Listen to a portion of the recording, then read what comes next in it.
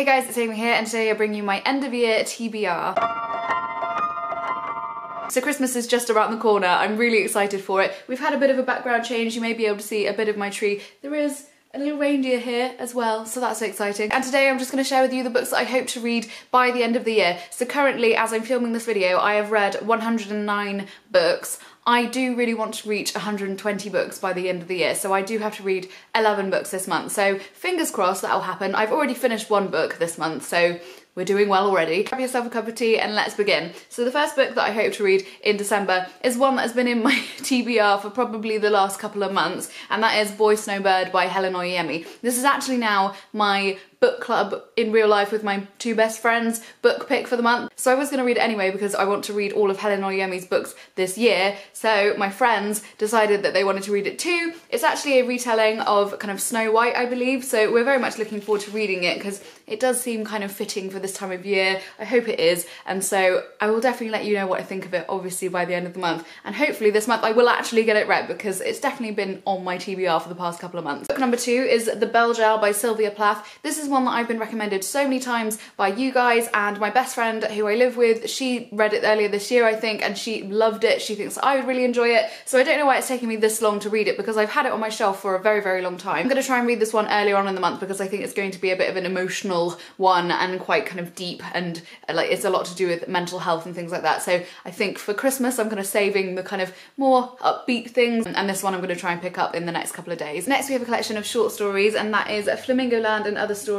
So this is a collection of lots of different people's short stories, and it's edited by Ella Wakatama Alfrey. This one again has been on my shelf for quite a long time, so I want to get through these books, and as it's really short I think it's going to be one that I fly through and then hopefully will really enjoy. I don't think I've read a collection of short stories where it's not all by the same author, and so this is going to be interesting, and I hope that I will find at least 1 or 2 authors in here that I really enjoy, and then hopefully we'll go and read some more stuff from them. So it contains 9 short stories, and it says here on the back, characters persist or falter amidst twisted realities, dystopian futures, or the compromise of everyday life. These stories take on the strange and difficult, the beautiful and the defiant. It sounds interesting. I will let you know what I think of it. Next we have one that you may have seen in my last month's book haul, and that is The Year of Living Danishly, Uncovering the Secrets of the World's Happiest Country by Helen Russell. So this one I think is going to be my non-fiction book for the month. I really hope I enjoy this one. I have a feeling it's going to get me really pumped for 2018 and having a really fantastic start to the year. From all that I've heard of it so far, I think it's going to be one that I really enjoy. So basically Helen Russell moves to Denmark with her family for a year, I believe, and in this book she documents that year and everything that she discovers about Denmark and the kind of cultural differences and how they live there. And as Denmark is meant to be the happiest kind of place to live in the world, then I hope I kind of take something from this and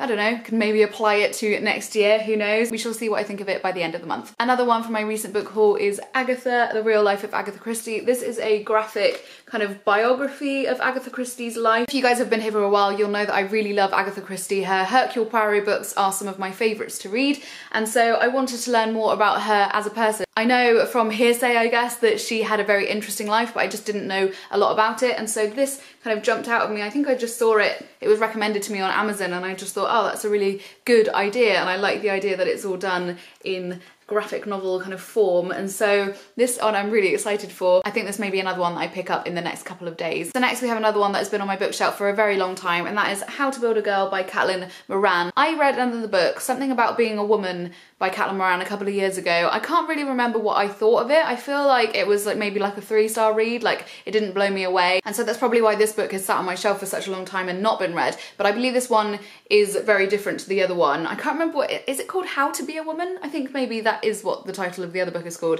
That one's non-fiction, so it's like Moran musing her own life and things like this, whereas this one I believe is kind of like young adult fiction, I think. Yeah, it says here on the back, my name is Joanna Morrigan, I'm 14 and I've just decided to kill myself. So it sounds interesting. I actually can't remember the last time I read a young adult book, so this is going to be an interesting one. Next we have another one that has been on my shelf for a very long time, and that is The Catcher in the Rye by J.D.Salinger. If you guys have been here since the beginning of the year, you'll know that my kind of goal this year is to read at least 1 classic a month and 1 non-fiction book a month. So this is the classic this month, and I have heard so many mixed things about this book. I think I've mentioned it before, or people have kind of recommended it to me, and it's a very kind of Marmite book, I believe, because I've had some people say that it's like the best thing ever, and then others say that it's the worst thing ever, and they wish they'd never read it and things. So I'm very much looking forward to seeing where I stand on this one. From what I've heard, you really love the main character or you really hate him. And as I have like a bit of a thing about liking the characters that I'm reading through, I don't know how much I'm going to enjoy this one. There have been the odd occasions where I've really enjoyed books where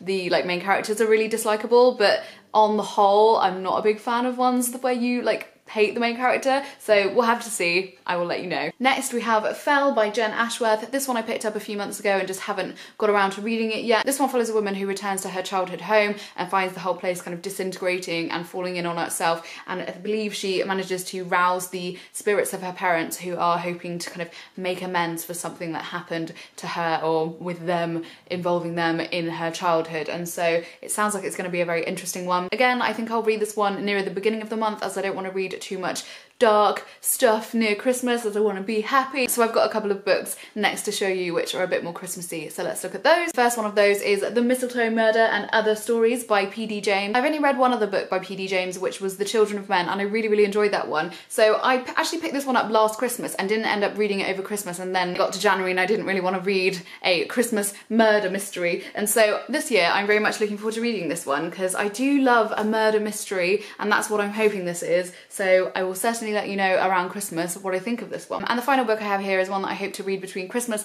and New Year's, and that is Harry Potter and the Prisoner of Azkaban, the illustrated edition. I've been saving myself with this one. I haven't even looked through it to look at the illustrations because I wanted to have it the whole experience at Christmas, and so this I'm very much looking forward to. In fact, I have to keep holding myself back because I just want to start now, but I do want to do it at Christmas because I feel it will be the perfect time to read this one. If you guys have been kicking around on this channel for a while, you'll know that The Prisoner of Azkaban is my favourite of the Harry Potter books, so I am so excited for this. Have you guys been reading these? What do you think of them so far? I haven't even read the Chamber of Secrets one. I got that last year and I didn't read it, so maybe I do need to read that one first. I may read that one first, we'll see. Maybe that will like kind of fill me with the joy, and then I'll be super excited for this one for Christmas. Yeah, if I have time, I'm gonna read the Chamber of Secrets maybe this week. So there we are, those are all books that I hope to read in December. I'd love to hear down below what you're hoping to read. Come and tell me your plans. As always, I'll leave links to Facebook, Tumblr, Twitter, everything I've mentioned today down below. I hope you're all having a fantastic day, and I will see you soon. Bye!